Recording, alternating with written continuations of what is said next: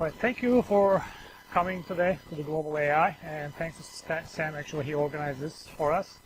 It's a great event. I know it's a lot of work for him, so I just want to say thank you, and thank you for taking me too.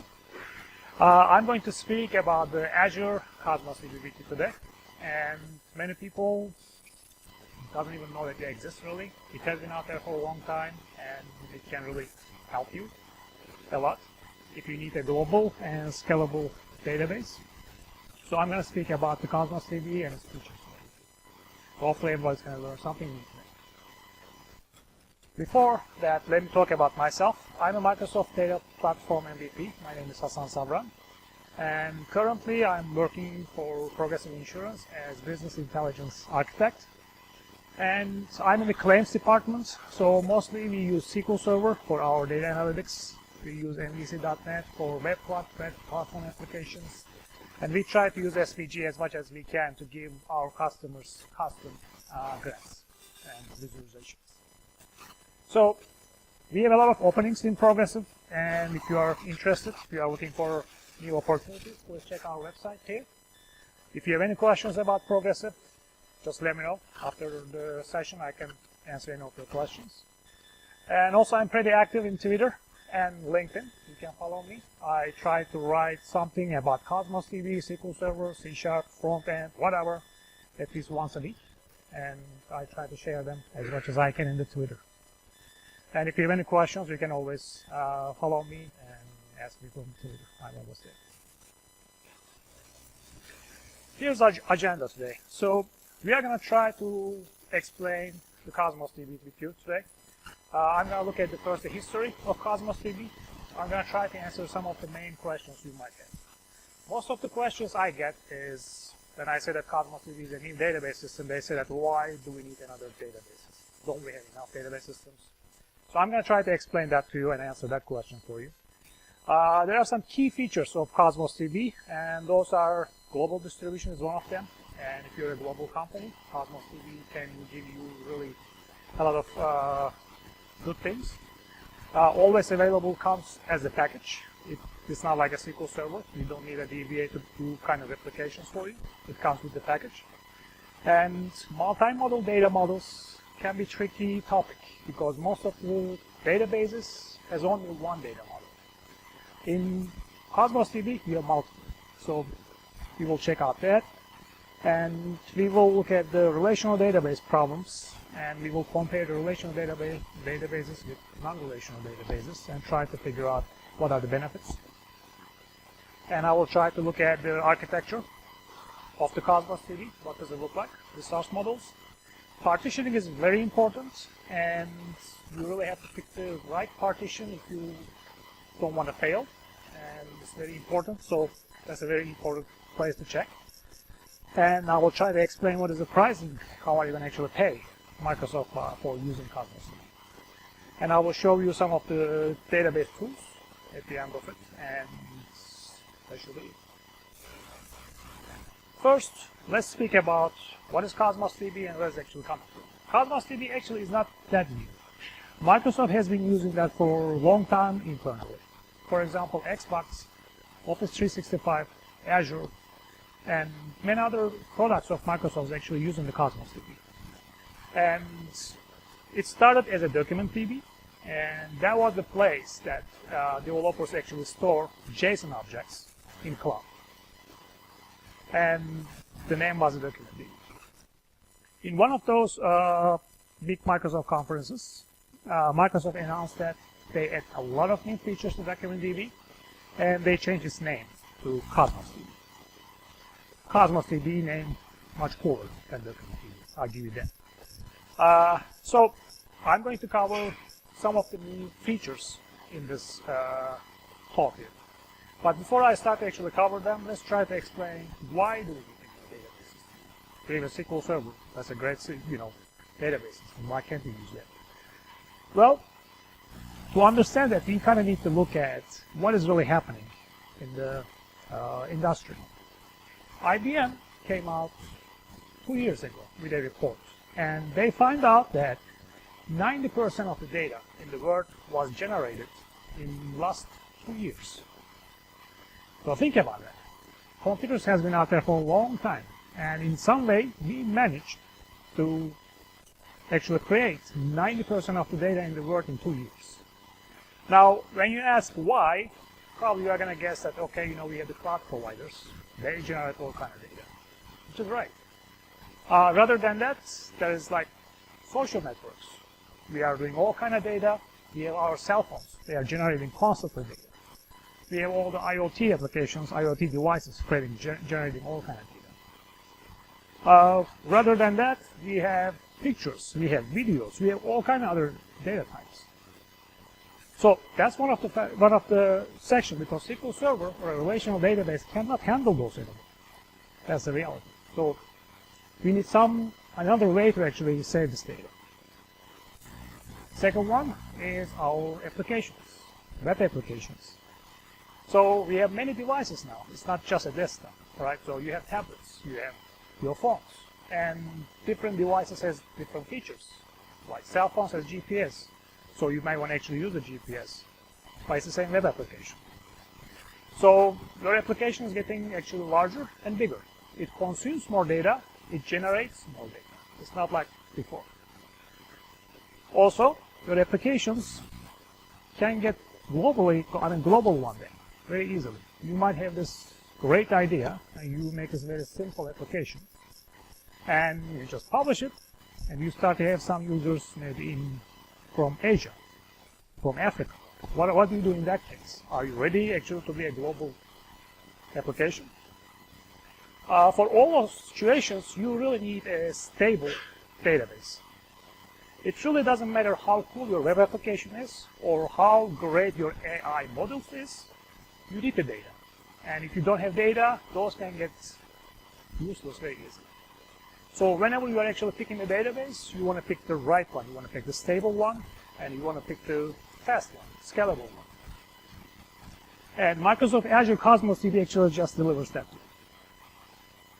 So in these sessions, if you are like a data scientist or anything like that, you might need to actually query Cosmos DB one day. You might not need to create the databases, but you might actually need to get some data from it. So I'm going to actually try to show you some of the functions here. First, let's look at one of the main features of Cosmos DB, which is the global distribution. Global distribution is important, especially if your company becomes global one day. Or you can be in the United States and you might need the same database in the East and West, or if you have a lot of customers from the both coasts. But why is it important? To give you an example, let's actually talk about, for example, a global company, eBay, right? What you do in eBay is you sell and you buy stuff, and you go all kind of bidding wars between other users. So let's say we just actually created our eBay, and we are not even global, right? We just started this application. And as you can see, right now all those blue items here, those are the Azure data centers. And we pick server in here, looks like that's the Virginia East. That's where our database server is. So one day we find out that we have a user in Asia. And this person is trying to actually buy an item. And he's actually in a bidding war with another person in the United States. So what the problem here is the latency. The person in Asia has a high latency with our database. So whenever we try to buy something, we usually make the bids in the last second, right? Well, the latency is really low in here. So probably the person in the United States is going to win this bid. Not just this one though. In future, I'm going to have different users in other places. Because of the latency, people are going to start to lose, actually, items. And what's going to happen is, well, they're going to say this is not working, and they're just going to leave your website.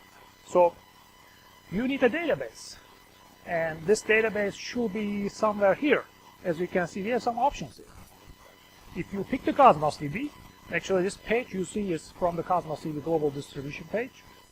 All you have to do is, let's say we have a lot of users in Asia, and I'm going to say, you know what, I need to do something about this because I start to actually lose those users because they cannot win anything because of the latency.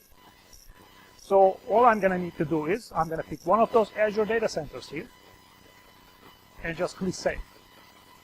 if my database is less than 1 terabyte, this database is going to be available in wherever I pick it.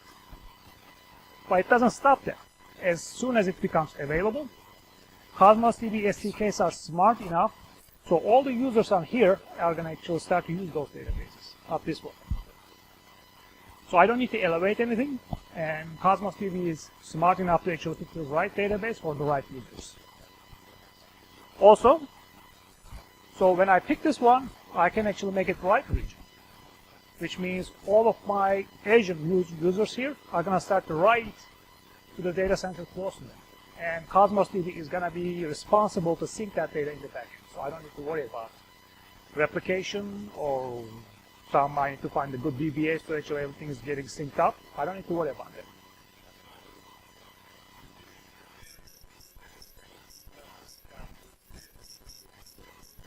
That's correct.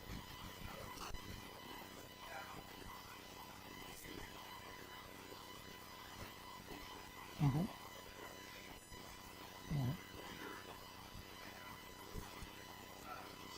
That's correct. That's correct. There's still some. You are correct.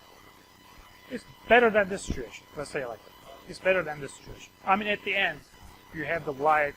Your limit is the speed of the light. But the thing is that you control that conflict combination. It's not your Cosmos, so you can actually override that if you like. Yeah. So, in this case, you can make an option, and it's that easy to actually replicate your data to a different place of the Earth. Next one is always available. So always available is an option of SQL Server. We call this because actually it comes with the package, because if you look at the SLAs, if you have only one Azure region, CosmosDB is giving you 99.99% SLA. I'm really using the analogy of gas station here, because if you have a car, well, now we have electric cars, but let's say you have a gas car, and if you're going to be out of gas, you better find a gas station, and you want to be an open one, and you hope that they have that gas that you're looking for. Your applications are working just like that, or your AI model just works like that. If you need data, you hope your database is there waiting for you to give you that data, and you need a stable database. CosmosDB is giving you, and those are the SLAs. If you have actually global distribution, you get 99.999%, which is a great SLA. Next one is multi-model. So, as I said before, in SQL Server, for example, everything is relational database. You need to use T-SQL to get your data. In CosmosDB, it gives you options. So in here, for example, I am actually using the Formula 1 racing cars. And I love them. I used to watch them before I had kids. Now I cannot really watch them that much. So what I like about them is those cars are very customizable. So engineers actually customize this car for the driver and for the track. If it's raining, it might change the aerodynamics. They might change the gears and other stuff. And everything is actually controlled with that steering wheel. So that steering wheel here, as soon as the driver put that back, it programs this car to actually for the track and the driver. This car is really powerful, but don't forget, it's not the one which is winning the race. Driver is the winning race. So you want to make sure that your driver is comfortable with this powerful car. So CosmosDB is actually delivering that to you. To use CosmosDB, you don't need to learn a CosmosDB language, because rather than that SDK, whichever language you are using, there's no language for CosmosDB. CosmosDB gives you options. The first one is SQL. If you know T-SQL, guess what? There's a language for that, and probably you can master that in 1 or 2 days. You are still using the select from where clause, and you just get your data. If you are using MongoDB, there's a steering wheel for you. You can use that. All you have to do is change your connection string from MongoDB to CosmosDB, and that's it. Your actual MongoDB application thinks that it's connecting to MongoDB, not to CosmosDB. So you don't need to change any code. You can still write the MongoDB API, and everything will be fine.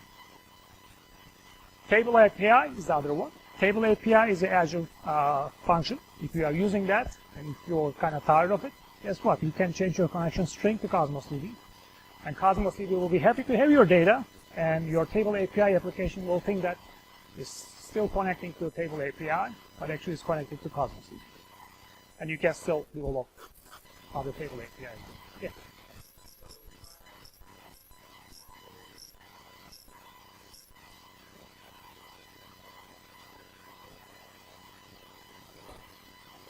Not for the same database. You can have two databases with different APIs. That's correct. That's correct. And you have the two different data sets. Not for the data sets, same data set. The next one? Sure.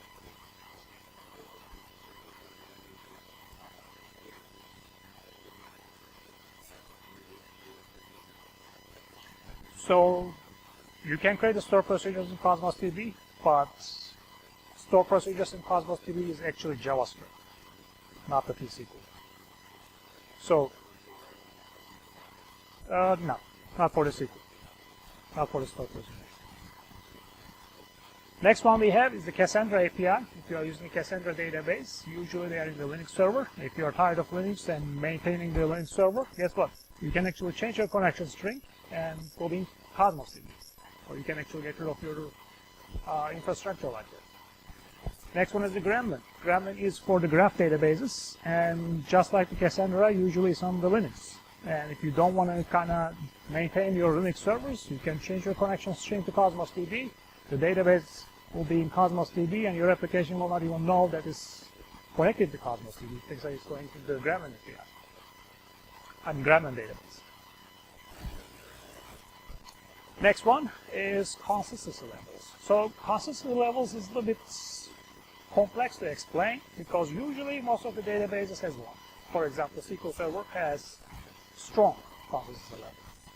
And because of that, latency is high because the SQL Server has to do a lot to make it actually give you the latest data. But that's a good thing for the SQL Server because everything is centralized. So you want to get the latest write data from the SQL Server.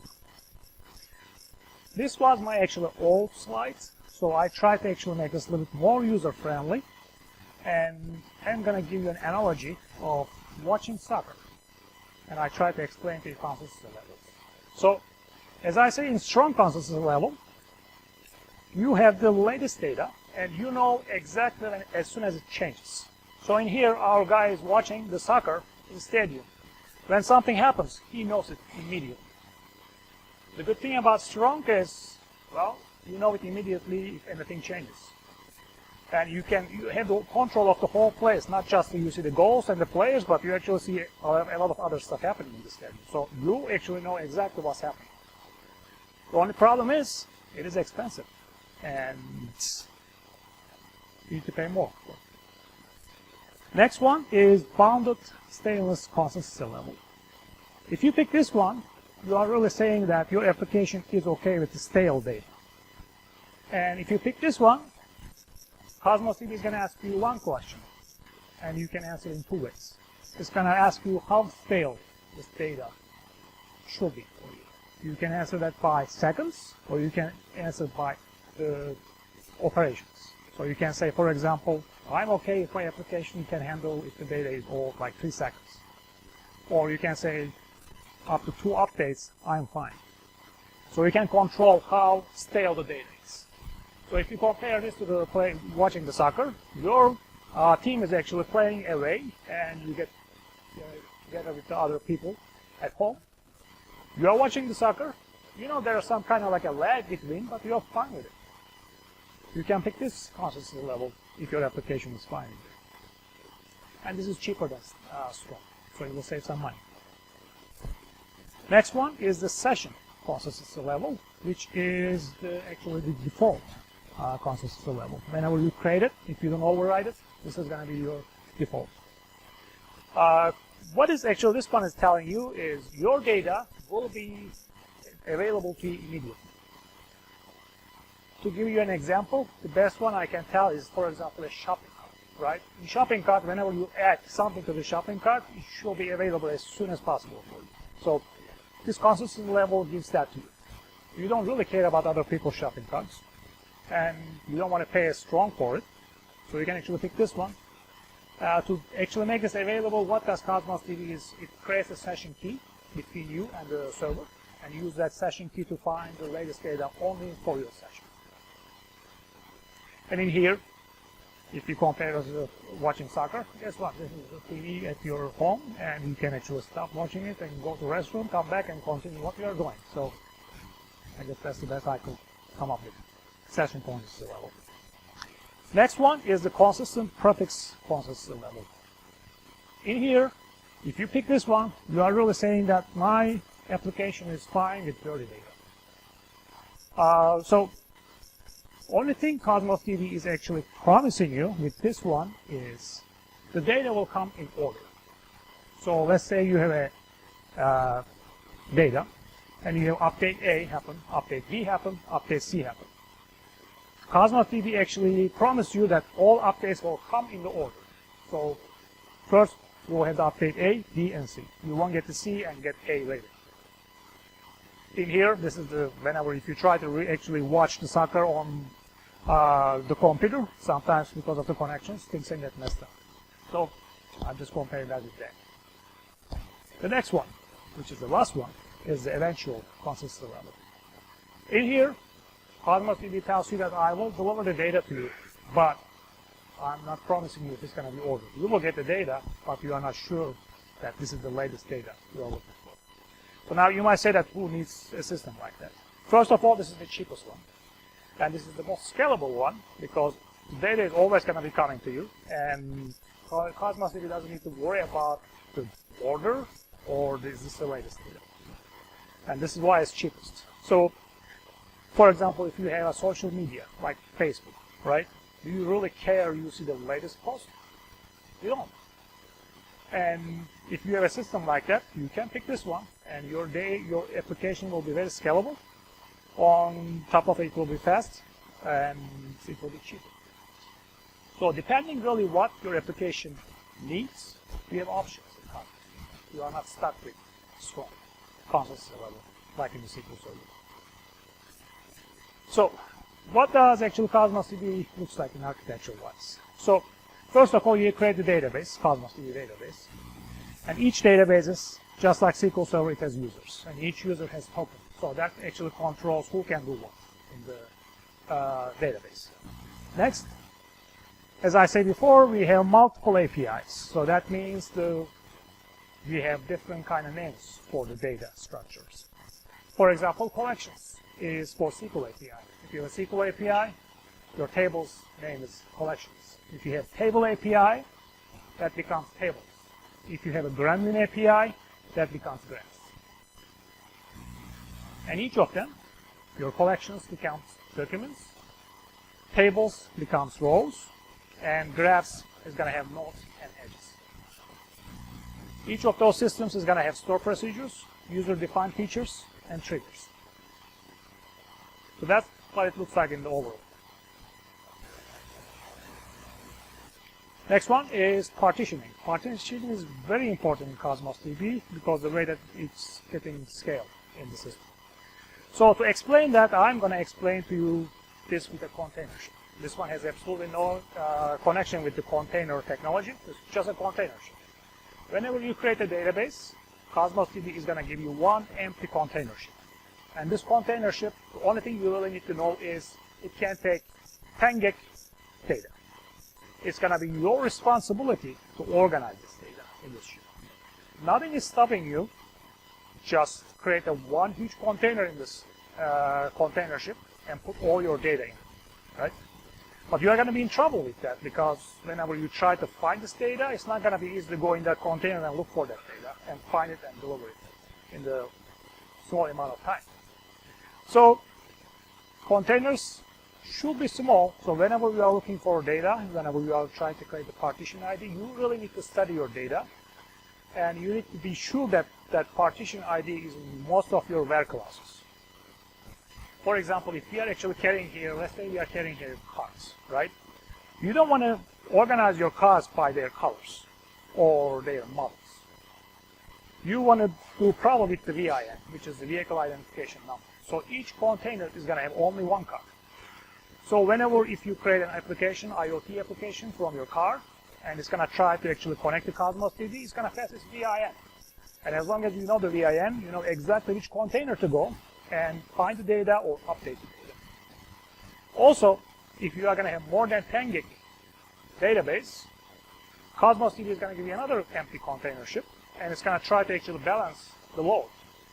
If you have small containers, it's going to be much easier for Cosmos DB to actually move from one ship to other ship. So it's going to be more scalable. And partitioning is important because you should pick the right partition, and you should really pay attention what you are doing before you create the database, because you cannot repartition. So let's say you start to load your data, you pick a wrong partition, and you put 1 terabyte data in your application. Guess what? You figure out that you did a mistake and your partition, you pick a wrong partition.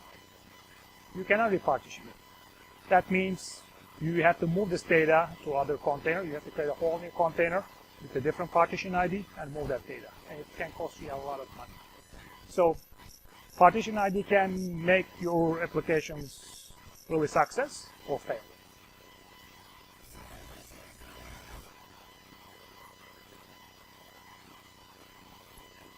So primary key, there's another key in every container named ID. So that ID is usually, I guess, I can compare it with the primary key.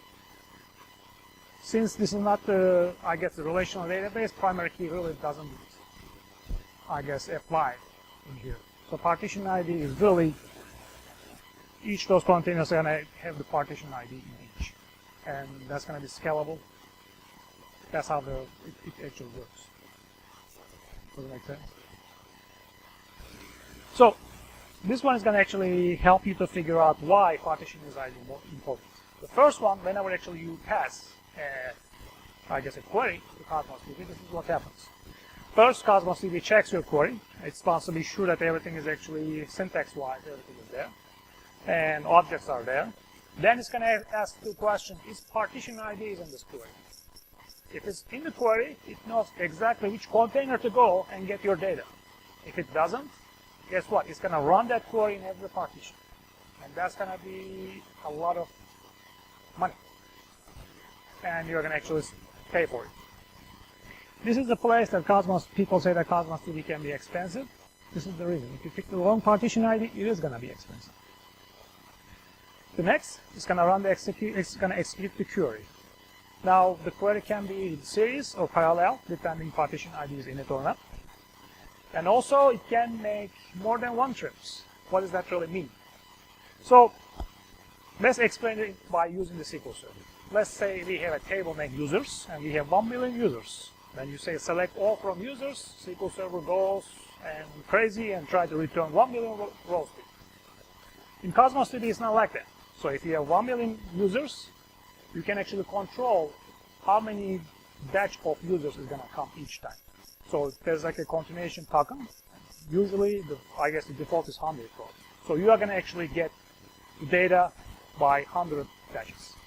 And if you pass the continuation token, you will get the next one. So it's not going to try to actually return 1 million rows to you. The next one is summarization.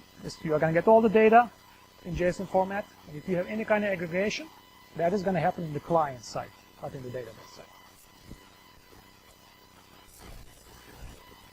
So how do you pay for this? Or how Microsoft charges you for this? So I guess the easiest way to explain this, for the disk, it costs you 25 cents per gig per month.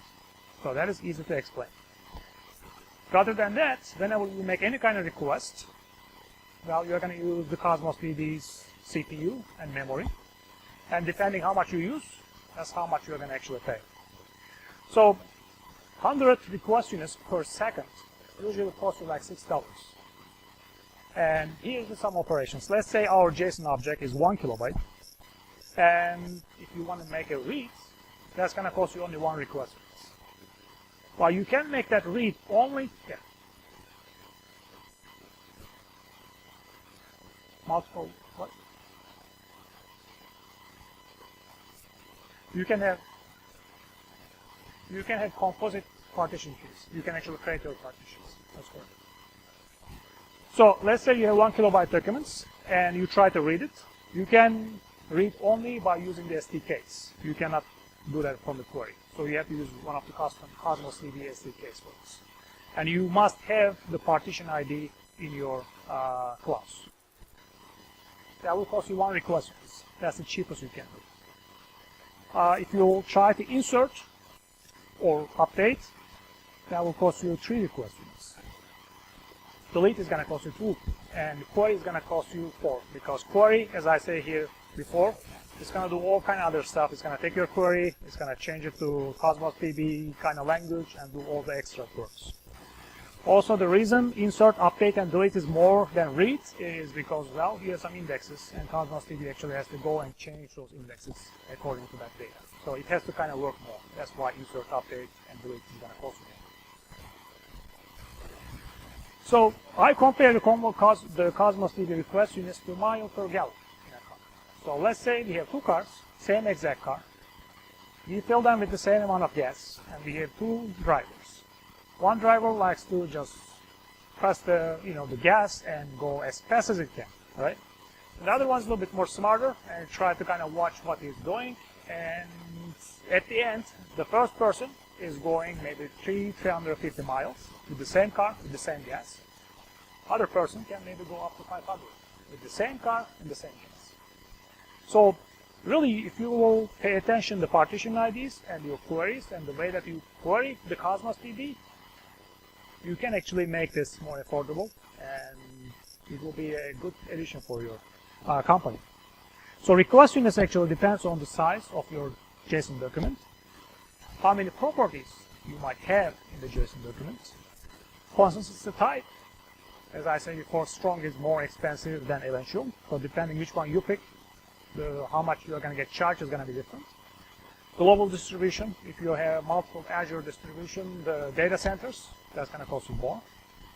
And indexing policies kind of working different. So if you compare the indexing to SQL Server, in SQL Server, when you create a table, if you don't have any primary key on it, guess what? You don't have indexes. In CosmosDB, when you create a table, and let's say you have 10 items in your JSON object, guess what? You have 10 indexes, because CosmosDB is going to index every document node. So it is going to be your responsibility to go and change your indexing policies if you don't want to index them. In SQL Server, usually you just define indexes. In here, you undefine it. And any scripts, if you have any store procedures, you might have Azure functions, which is going to get triggered after something happens. Those are going to be addition. Request units and unique keys. Unique keys kind of work like the primary key, and sometimes they can be useful, but if you use them, the request units actually goes up 30%. So you want to be sure that you really need them, because you cannot drop them just like partition IDs. You cannot update them. So let's compare SQL Server to CosmosDB. Do you really need the CosmosDB, or let's see what's the difference? Well, first of all, one is relational, other one is not relational. Joins are different. In SQL Server, you can join tables. In CosmosDB, you cannot join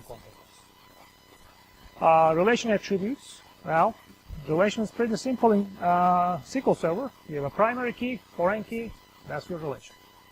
In CosmosDB, since you are using the JSON object, you can have all kind of information about that relation. Rather than just primary key and foreign key, you can create all kind of other nodes about this relation.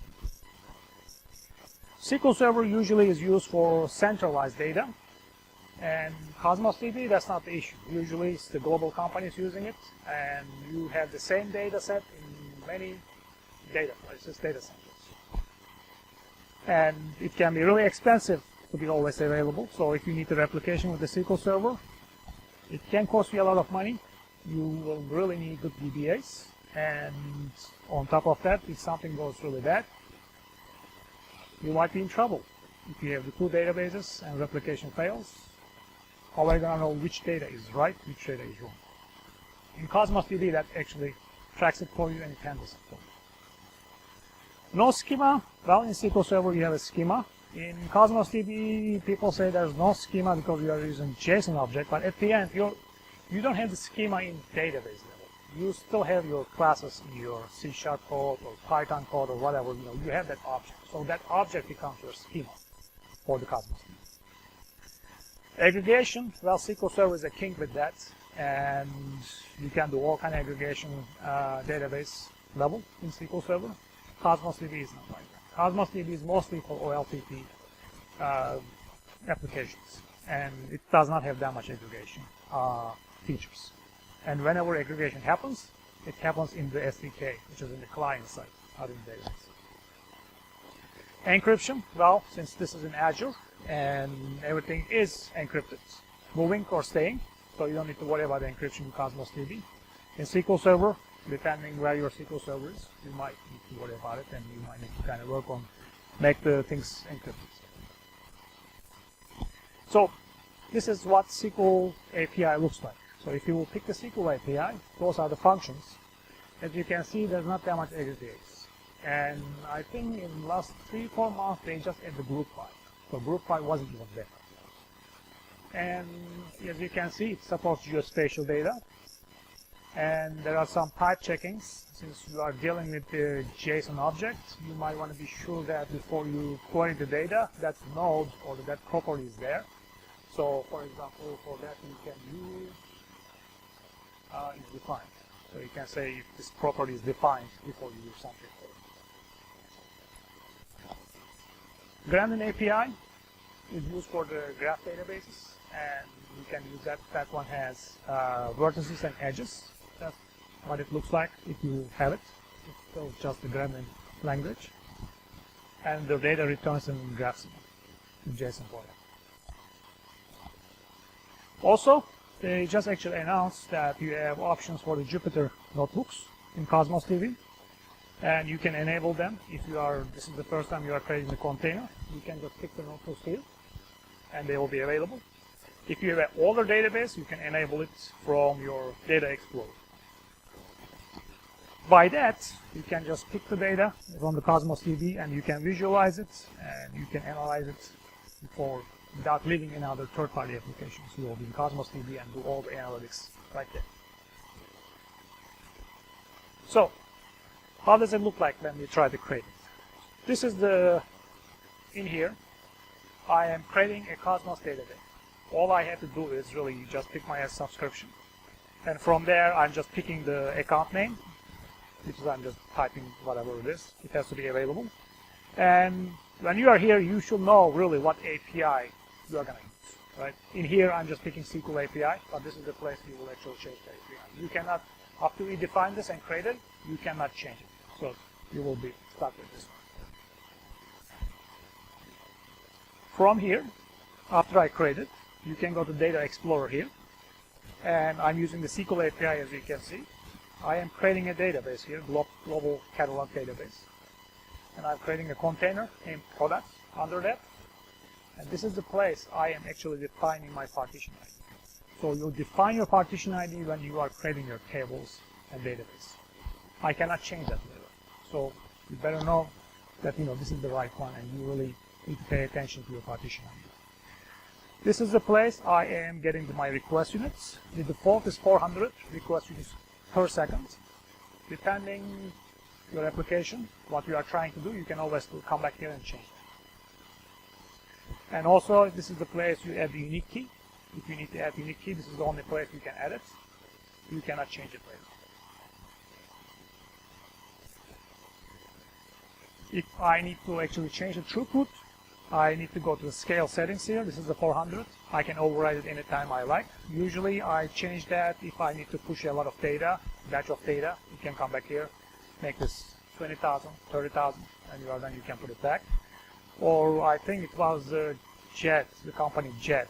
They make this almost like 1 billion for the Black Friday. So they want to be sure that actually there's going to be no issues for their customers. So you can always change that. Whenever you are done with being busy, you can put it back. And this is the place to conflict resolution. So if you have a global distribution, this is the place you can say or customize whenever you need to merge the data, if there's some conflict for you. And also, we have partition key here. You cannot change it.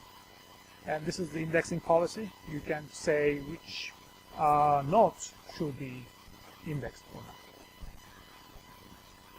We have an option here, time to leave. That's great for caching data, and if you turn that on, this is actually a free feature of CosmosDB.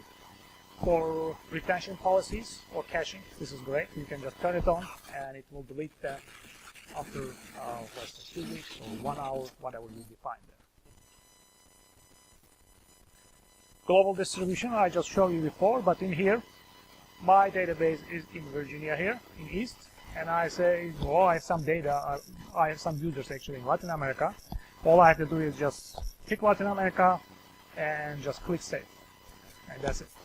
My replication is done, my database will be there, and people will start to use that database rather than the one in the United States. So now I'm going to actually demo some of the data tools for you. The first one I'm going to check is the Emulator. Emulator is for if you need to develop something locally, you don't need to actually Azure. So you can install this to your local machine, and you can start to actually create tables and create databases and use the local host as the data source for your applications. So let's look at that one first. Emulator, when you actually load it, it comes up on your browser. It looks similar to the Azure. It's not complex as much as Azure. You have 3 options, well, really 2 options. The first one is the quick start, which is going to give you the connection strings here. And you can use that in your C# code or Python code, whatever you use, to connect to localhost database. Next one is the Explorer, which is like the data explorer I just showed you, and those are the actual databases I created here. You can look at the items. I don't have anything here. What about this one? So I have items here. You can click scale and change the scale here for the localhost. If you want to go to the, you can change it from here too. You can turn on the time to leave. It's like almost everything is available what actually Azure gives you. This is great, and you can actually, if you want to share the data, if you have 10 developers, and if you want them to actually share the data, you can install this to a computer, and you can make the network available for the local network, so everybody will connect to the same emulator, and you can actually share the data. So not everybody has to have one of their computers.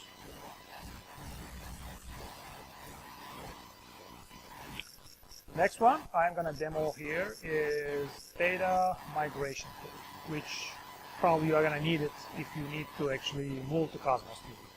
And I'm going to show you how to actually migrate data from SQL Server. So before I show you the tool, I guess let's look at the data. So let's say this is our data, and our data is about orders. And we sit down and came up with the data model, and those are actually the items we wanted in our JSON object. So this is the query I'm going to use to actually pull data from SQL Server. So here's our data migration tool.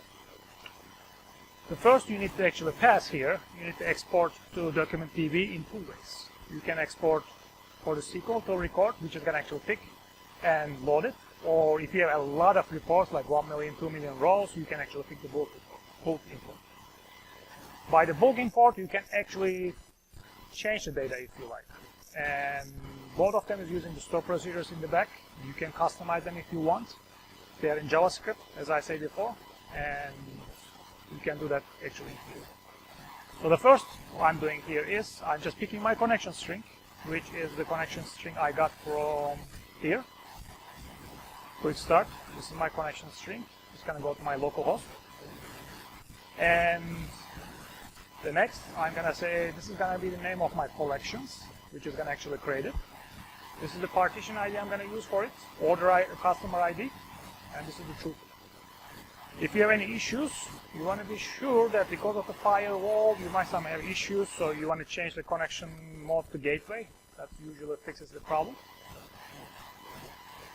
Next one, I'm going to pick my source, which is the SQL Server. As you can see, it supports a lot of sources here. This is the connection string, and this is the query I'm going to run. So let's say I'm going to run 200 rows here. So this is my model. I guess the other important thing here is the nesting separator. So if you can see from here, let's see,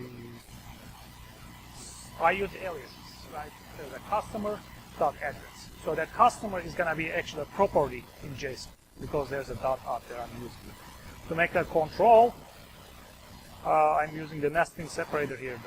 So that's going to actually create JSON nodes under that.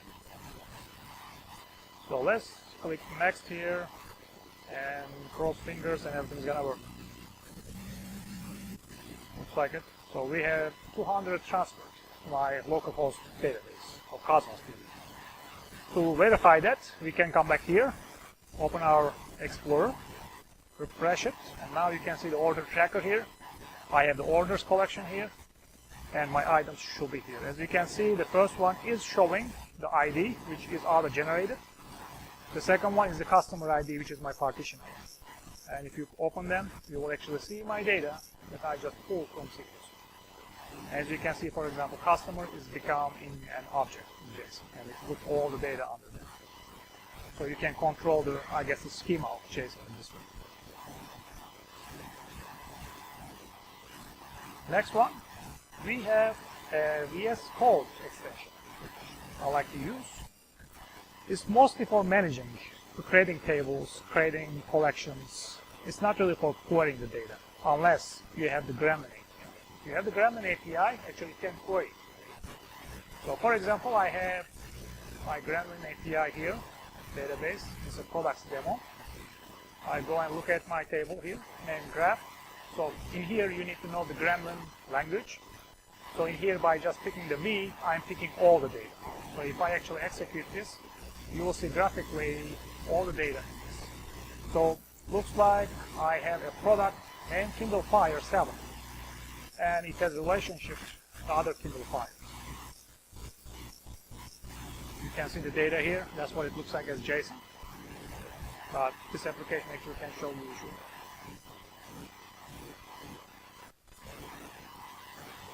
The next one I'm going to actually show you here, which is a new one, is the Jupyter notebooks.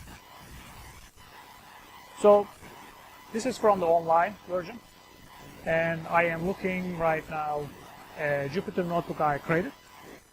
So in here, as you can see, it includes the Python 4, and you can actually use the Python SDK, CosmosDB SDK in here. So what I'm doing here is, first, I'm just creating this database, which is already here. So I'm not going to run this one right now. So first, I'm creating my database. By running this tool here, I'm saying my default database is retail demo, and my default container is website data. So the rest of this notebook, those database and container, I don't need to define again and again. So that's all I'm doing here. From here, I'm going to load some data to this database, which, as you can see, I imported 7, and it posted almost 74 request units. So that can be expensive. Then let's look at what our data actually looks like. By passing the SQL, actually I can pass the SQL API T-SQL and try to find my data. As you can see, it comes up as a grid, and this is what my data looks like.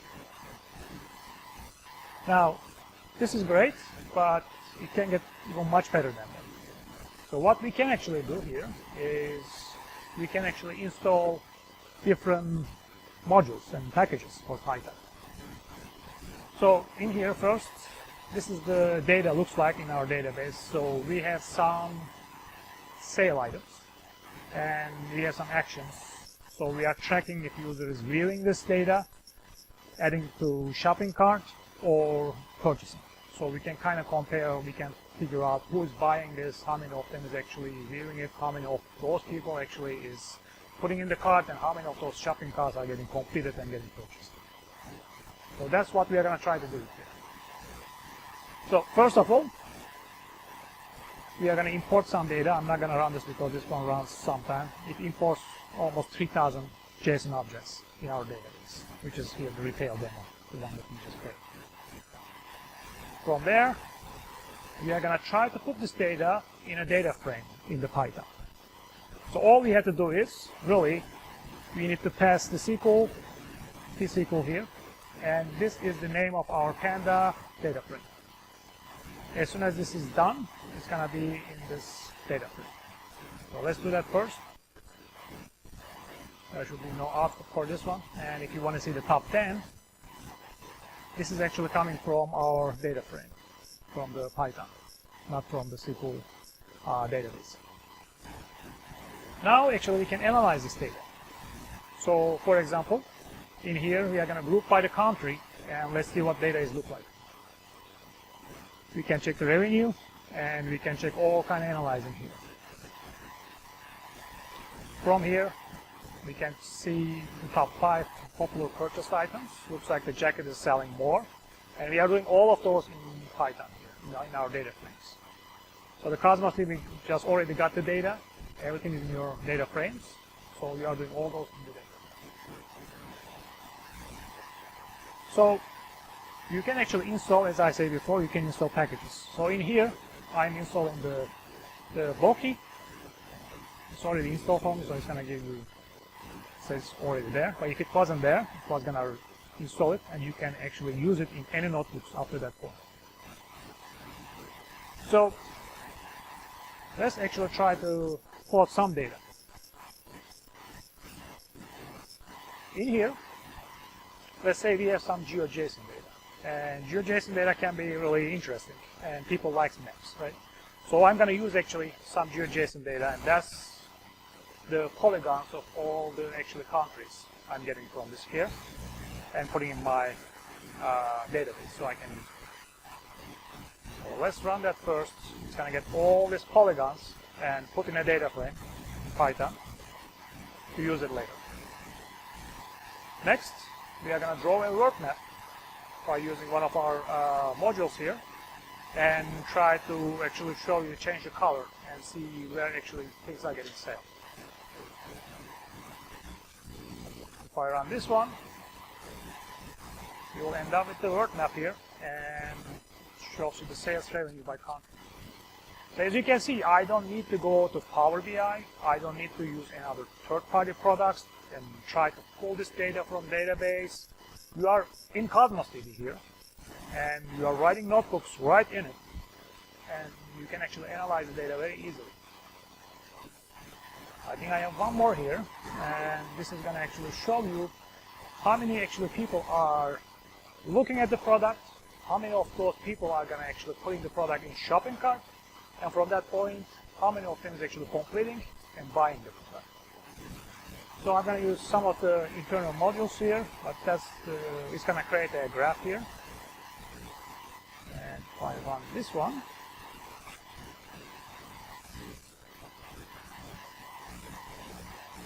you will see this. So let's zoom here. For example, suit pants, it looks like there are 28 people view it. Out of the 28, 19 of them put them in the shopping cart, and 11 of them actually complete the transaction on board. So you can really come here and analyze your data very easily, and you don't need to use the third-party products. Python API is already here. It's supposed to Spark here, which I don't really have that much experience, but it's available there. And you can analyze your data as much as you can here.